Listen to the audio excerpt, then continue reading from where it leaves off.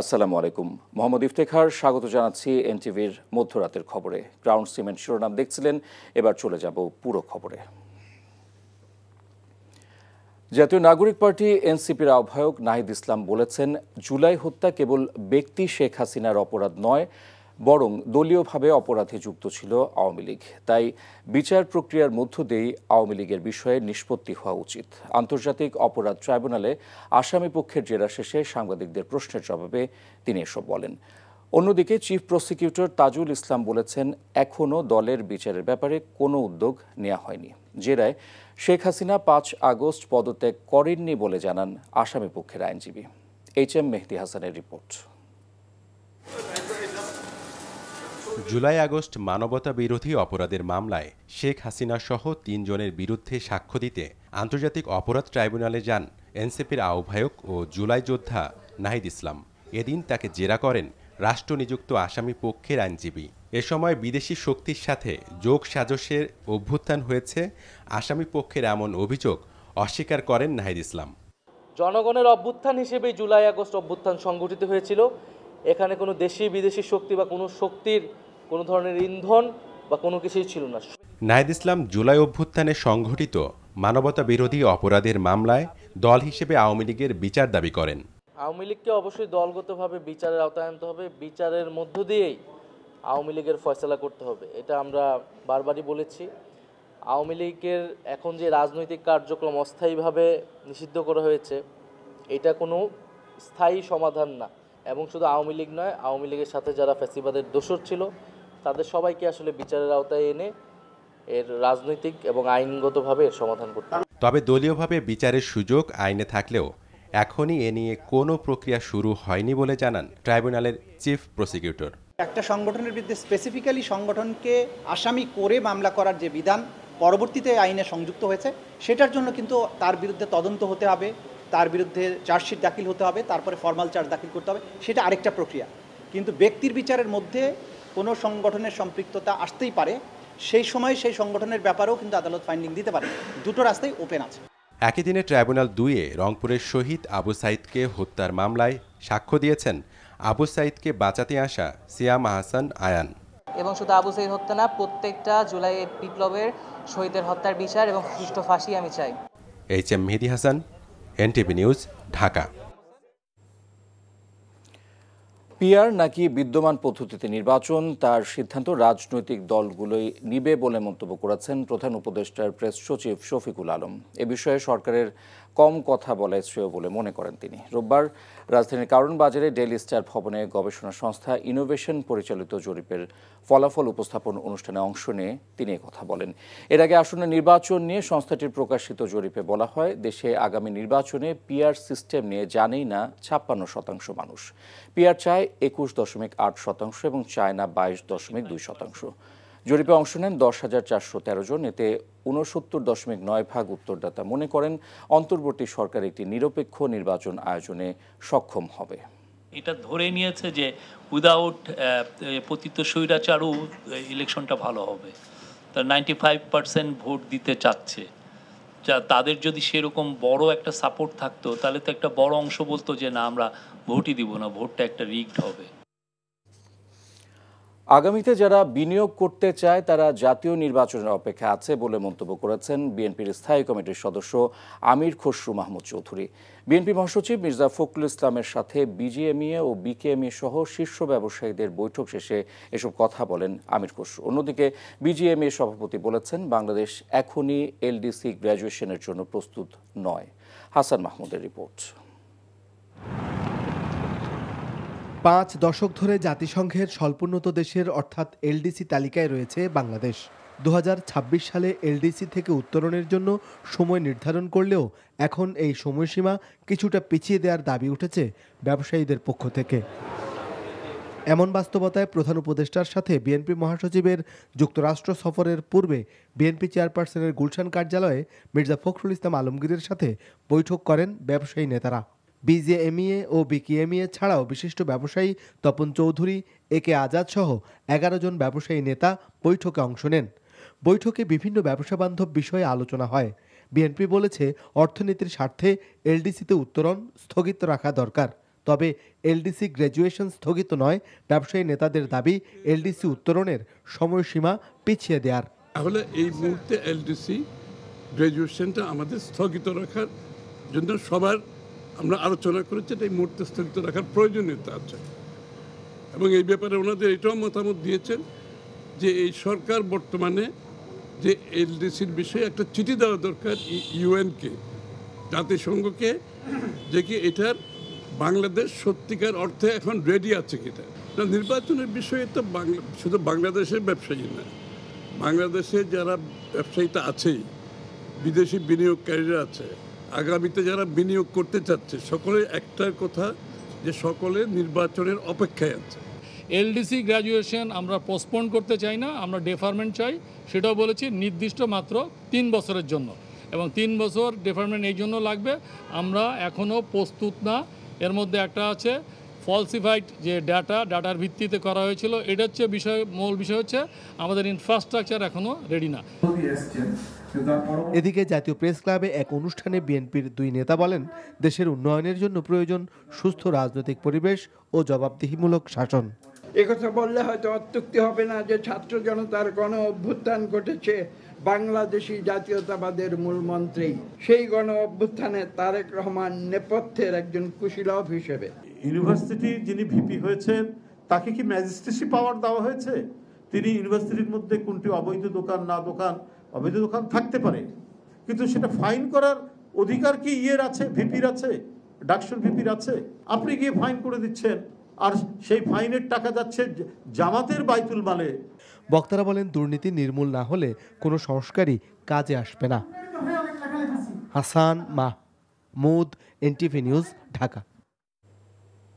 ছোটখাটো কোনো ঘটনাও যেন না ঘটে এবং শান্তিপূর্ণ পরিবেশে জাতীয় নির্বাচন আয়োজন করতে সরকার কাজ করছে বলে জানিয়েছেন স্বরাষ্ট্র উপদেষ্টা জাহাঙ্গীর আলম চৌধুরী। তিনি জানান, দুর্গাপূজা উপলক্ষে 24 সেপ্টেম্বর থেকে মাঠে থাকবে আইন শৃঙ্খলা বাহিনী। আর অর্থ উপদেষ্টা ডক্টর সালেউদ্দিন আহমেদ জানিয়েছেন, জানুয়ারিতে আগামী শিক্ষাবর্ষের শিক্ষার্থীরা নতুন বই পাবে। রোববার সচিবালয়ে আলাদা বৈঠক শেষে এসব বলেন তারা। রিপোর্ট রকুন উদ্দিনের। শারদীয় দুর্গাপূজার আয়োজন শুরু হয়েছে দেশ জুড়ে। সরকারের পক্ষ থেকেও আইন শৃঙ্খলা পরিস্থিতি নিয়ন্ত্রণ সহ সব রকমের পদক্ষেপ নেওয়া হচ্ছে। রোববার সচিবালয়ে আইন শৃঙ্খলা সংক্রান্ত উপদেষ্টা পরিষদ কমিটির 14তম সভা শেষে এসব বলেন স্বরাষ্ট্র উপদেষ্টা। এছাড়া ফেব্রুয়ারিতে জাতীয় নির্বাচন শান্তিপূর্ণ ও উৎসবমুখর পরিবেশে হবে বলেও আশাবাদ জানান তিনি। নির্বাচনটা খুব শান্তিপূর্ণভাবে এবং উৎসব মুখর হবে। আপনি দেখবেন যে ইভেন ইউনিয়ন পরিষদের যেসব নির্বাচন উপর সেই সময় ছোটোখাটো দিয়ে একটা ঘটনা ঘটে, বাট আমরা চেষ্টা করতেছি যেন এই ছোটোখাটো ঘটনাগুলি না ঘটে। বাংলাদেশে সব জায়গার জন্যই এবার পূজা নির্বিঘ্নে হবে, কোনো জায়গায় কোনো ওরকম ঝুঁকিপূর্ণ নাই। পূজা কমিটিগুলি যে আছে, কোনো জায়গায় হয়তো ছোটোখাটো দিয়ে একটা ঘটনা ঘটতেছে, যেহেতু আমাদের আইন শৃঙ্খলা বাহিনী কিন্তু এখন পর্যন্ত ডিপ্লয় হয় না, এখন কিন্তু মেইন দায়িত্বটা কিন্তু ওনাদের এইগুলি দেখার। আর 24 তারিখ থেকে আমাদের আইন শৃঙ্খলা বাহিনী ডিপ্লয় হয়ে গেলে এটা আমাদের একসাথে। আর সকালে সচিবালয়ে ক্রয় সংক্রান্ত উপদেষ্টা কমিটির বৈঠকে আলোচনা হয় নতুন বছরে সব শিক্ষার্থীর হাতে পাঠ্যপুস্তক তুলে দেবার বিষয়ে। যাচাই বাছাই করে সেপ্টেম্বরের মধ্যেই এবার বইয়ের কার্যাদেশ দেওয়া হবে বলে বৈঠক শেষে জানান অর্থ উপদেষ্টা। গতবার তো আমরা নভেম্বরে অর্ডার দিয়েছি, আজকে সেপ্টেম্বর, সেটা আমাদের না। গতবার যেহেতু নভেম্বরে হয়েছিল, আজকে তো মাত্র কত সেপ্টেম্বর, আমরা নেক্সট উইকে হয়তো এটা নিয়ে আবার না জানুয়ারি পাবে, এই জন্য তো আজকে সেপ্টেম্বরে নিয়ে আসা। অনিয়মের তালিকায় কতগুলো নাম আছে? না, এগুলো তো আমি এইটা বলেছি, একটা আমরা যে একটা সেকে বলেছি, ওরা দেখবে। ইউনিসেফের মাধ্যমে শিশুদের জন্য প্রয়োজনীয় টিকা আনার বিষয়েও বৈঠকে সিদ্ধান্ত হয়েছে বলে জানান অর্থ উপদেষ্টা। Rokun Uddin, NTV news, Dhaka. Dengue আক্রান্ত হয়ে সবশেষ 24 ঘন্টায় সারা দেশে 12 জনের মৃত্যু হয়েছে। একই সময়ে 740 জনকে হাসপাতালে ভর্তি করা হয়েছে। স্বাস্থ্য অধিদপ্তরের হেলথ ইমার্জেন্সি অপারেশন সেন্টার ও কন্ট্রোল রুম থেকে পাঠানো সংবাদ বিজ্ঞপ্তিতে এ তথ্য জানানো হয়। স্বাস্থ্য অধিদপ্তর জানায়, সবশেষ 24 ঘন্টায় যারা ডেঙ্গু আক্রান্ত হয়ে হাসপাতালে ভর্তি হয়েছেন তাদের মধ্যে বরিশাল বিভাগে 165 জন, চট্টগ্রাম বিভাগে 77 জন, ঢাকা বিভাগে 147 জন, ঢাকা উত্তর সিটিতে 122 জন, ঢাকা দক্ষিণ সিটিতে 115 জন, খুলনা বিভাগে 52 জন, ময়মনসিংহ বিভাগে 22 জন, রাজশাহী বিভাগে 28 জন, রংপুর বিভাগে 3 জন ও সিলেট বিভাগে 9 জন রয়েছেন। স্বাস্থ্য অধিদপ্তরের তথ্য অনুযায়ী চলতি বছরের শুরু থেকে এখন পর্যন্ত হাসপাতালে ভর্তি হয়েছেন মোট 41,831 জন। এ পর্যন্ত ডেঙ্গুতে মৃত্যু হয়েছে 179 জনের। অন্তর্বর্তী সরকারের প্রধান উপদেষ্টা অধ্যাপক মোহাম্মদ ইউনূস জাতিসংঘ সাধারণ পরিষদের 80তম অধিবেশনে যোগ দিতে আজ রাতে যুক্তরাষ্ট্রের নিউ ইয়র্কের উদ্দেশ্যে ঢাকা ত্যাগ করবেন।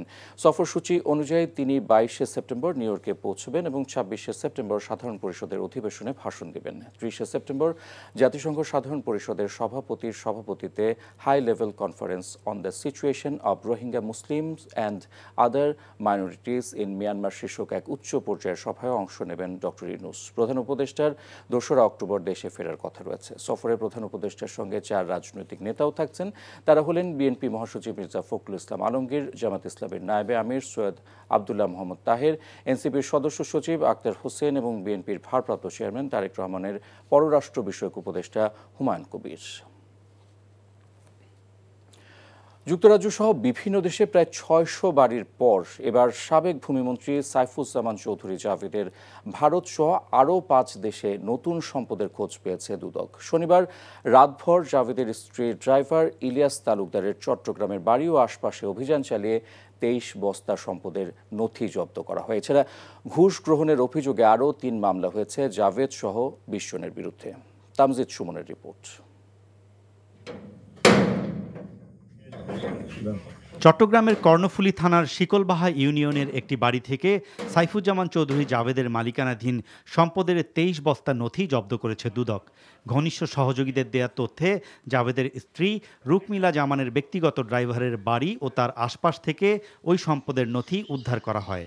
দুদক বলছে, বিদেশে থাকা 582টি বাড়িসহ সম্পদের বাইরে নতুন করে নথিতে ভারতসহ আরও 4টি দেশে তার সম্পদের তথ্য পাওয়া গেছে। ইনভেন্টরিকৃত বিপুল আলামত প্রাথমিকভাবে পর্যালোচনায় দেখা যায় Bharat, Thailand, Malaysia, Philippines, Cambodia সম্পদ অর্জনের তথ্য পাওয়া গেছে। এছাড়া দেশে বিদেশে ক্রয়কৃত বাড়ির মালিকানা, ভাড়ার আয়, মেনটেন্যান্স ব্যয় সহ বিভিন্ন তথ্য ডকুমেন্ট রয়েছে মর্মে দেখা যায়। এর মাঝেই বিদেশে থাকা জাভেদ ও তার স্ত্রী রুকমিলা জামানকে দেশে ফেরাতে ইন্টারপোলের দ্বারস্থ হচ্ছে সংস্থাটি।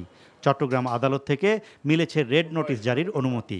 জনাব সাইফুজ্জামান চৌধুরী ও তার স্ত্রী রুকমিলা জামানের বিরুদ্ধে তদন্তকারী কর্মকর্তার আবেদনের প্রেক্ষিতে 21/9/2025 খ্রিস্টাব্দ তারিখে বিজ্ঞ আদালত রেড নোটিশ জারির নিমিত্তে অনুমোদন প্রদান করেছে। এছাড়া 120 কোটি টাকা ঘুষ গ্রহণের অভিযোগে সাবেক ভূমিমন্ত্রী জাভেদ সহ 20 জনের বিরুদ্ধে 3টি মামলার অনুমোদন দিয়েছে commission. Tamjid Suman, NTV news, Dhaka. Bangladesh ব্যাংকের রিজার্ভ চুরির মামলায় ফিলিপাইনের আরসিবিসি ব্যাংকের $81 মিলিয়ন বাজেয়াপ্ত করেছে ঢাকার জ্যেষ্ঠ বিশেষ জজ আদালত। ফিলিপাইনের আদালত ইতোমধ্যে সংশ্লিষ্ট কর্মকর্তাদের দোষী সাব্যস্ত করে দেশটির কেন্দ্রীয় ব্যাংকে বড় অঙ্কের জরিমানা করেছে। শিগগিরই বাজেয়াপ্ত হওয়া পুরো $81 মিলিয়ন বাংলাদেশ সরকারের কোষাগারে ফেরত আসবে বলে জানিয়েছে সিআইডি। জুবায়ের প্রধানের রিপোর্ট। 2016 সালের 4 ফেব্রুয়ারি নিউ ইয়র্কের ফেডারেল রিজার্ভ ব্যাংকে থাকা বাংলাদেশ ব্যাংকের রিজার্ভ থেকে $10 কোটি 10 লাখ চুরি হয়। এর মধ্যে $2 কোটি ফেরত আসে শ্রীলঙ্কা থেকে।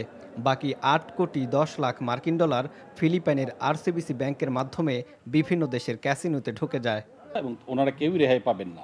প্রায় 8.5 বছরের আইনি প্রক্রিয়া ও আন্তর্জাতিক সহযোগিতার পর অবশেষে আদালত এই অর্থ বাজেয়াপ্তের রায় দিল।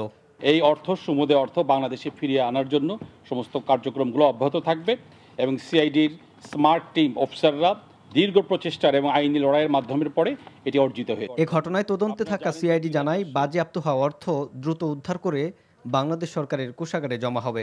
তবে কোন প্রক্রিয়ায় এসব অর্থ উদ্ধার হবে এবং মানি লন্ডারিংয়ের সাথে কারা জড়িত এমন প্রশ্নের বিষয়ে কিছু জানায়নি সিআইডি। দেশে বিদেশে যেই সমস্ত ব্যক্তি বা প্রতিষ্ঠান জড়িত তাদেরকে চিহ্নিত করা এবং চিহ্নিত করার শেষে অতি দ্রুততার সাথে এই মামলার পুলিশ রিপোর্ট সাবমিট করা। বাংলাদেশ ব্যাংকের রিজার্ভ চুরির ঘটনায় দেশি বিদেশি যে চক্রই থাকুক কেউ রেহাই পাবে না বলেও জানায় সিআইডি প্রধান। জুবায়ের প্রধান, এনটিভি নিউজ, ঢাকা। অতীতে অব্যবস্থাপনার কারণে বাংলাদেশ শিপিং কর্পোরেশন কাঙ্ক্ষিত মুনাফা করতে পারেনি। অন্তর্বর্তী সরকার দায়িত্ব নেওয়ার পর পরিস্থিতির পরিবর্তন হচ্ছে। রোববার বাংলাদেশ শিপিং কর্পোরেশনের নিজস্ব অর্থায়নে প্রথমবারের মতো 2টি জাহাজ কেনা উপলক্ষে চুক্তি স্বাক্ষর অনুষ্ঠানে নৌ পরিবহন উপদেষ্টা ডক্টর এম সাখাওয়াত হোসেন এসব কথা বলেন। চুক্তি স্বাক্ষর অনুষ্ঠানে জানানো হয়, বাংলার প্রগতি ও বাংলার নবযাত্রা নামে নতুন এই 2টি জাহাজ জ্বালানি সাশ্রয়ী ও পরিবেশ বান্ধব।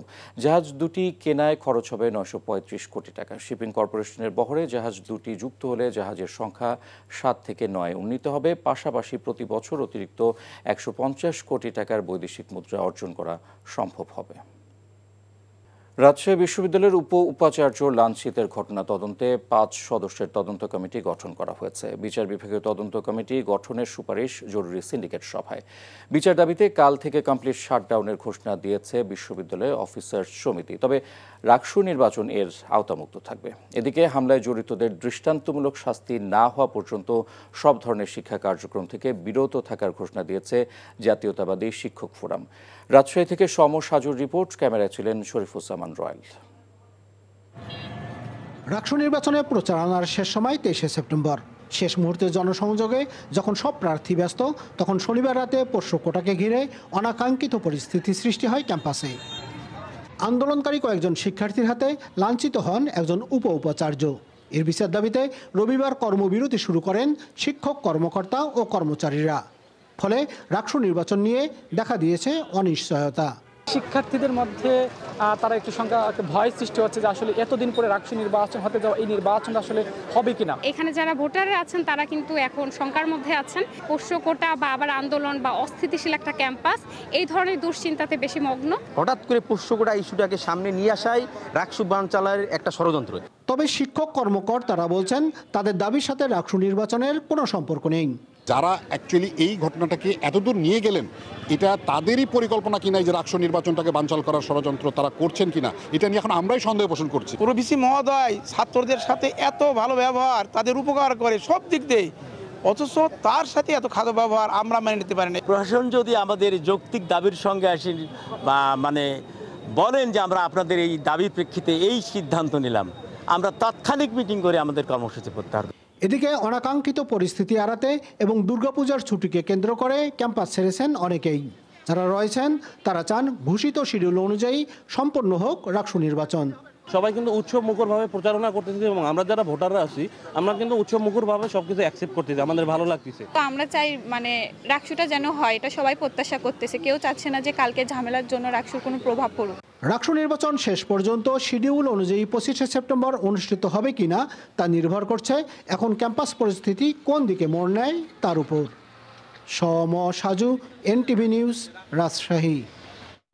মার্কেন্টাইল ব্যাংক অর্থনীতির খবর।